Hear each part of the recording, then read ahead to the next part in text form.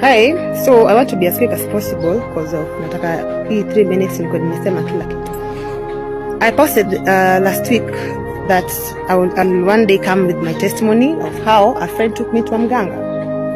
So nikapata DMs mtu anauliza ni nani huyo, ni nani huyo. So guys, na mention jina yake. The person who took me to a mganga was Sandra Dacha.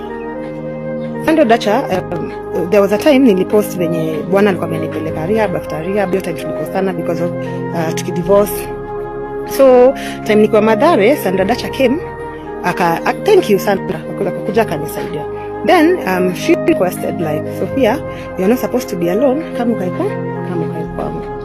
But what I didn't know was Sandra alikuwa anataka kunipeleka kwa hizo mavitu. So anyway, akaniambia Sophia, ati whatever that is going in my life, it's not normal, blah blah. There is this person, akaimita Mombaji in quotes. There is this person that atakupeleka kwake and it's 15,000 kuombewa per session. Akaniambia ni 45,000 3 sessions. No. So Sandra Dacha opened a WhatsApp group ya marafiki zangu. Yeah, without my consent. Akad marafiki zangu and kuna best friend yangu mwingine pia. Kwanza that best friend of mine aliniambia about the WhatsApp group that was existing. So Sandra Dacha akakusanya pesa kutoka kwa my friends. Aki guys, I'm sorry wenye mlikuwa mliadua kwa hiyo WhatsApp group, hamkuwa mnajua the intention ya hiyo WhatsApp group kufunguliwa. Ilikuwa ni mtoe pesa and Sandra Dacha apeleke kwa huyo Mombaji. No. So guys, hebu mniambie kama ama maybe mimi ndo nina overreact. Penye nilipelekwa kwa huyo Mombaji, first of all, kwanza in fact the first time nilimitiwa Mombaji I was sleeping. Then Sandra Dacha kuja akaniamsha asubuhi. Akaniambia kuna mgeni sitting room. Kwenda sitting room, huyo msaka akaniangalia akaniambia fanya hivi.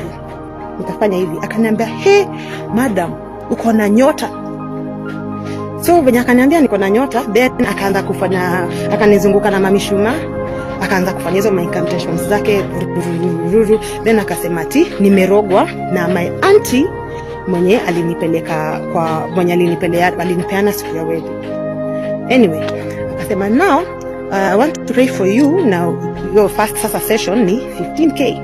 Sawa, rafiki zangu ndio kukwambia marafiki zangu kwamba hiyo group ilikuwa imefunguliwa, wachangisha wapate hiyo pesa ipelekwe huyo mganga ama ni Mombaji mkuu. So nikaenda kuombewa. Nilipelekwa wapi? Mukuru kwa Ruben. A very tiny house, a dark one, imefunikwa mavitambaa za black.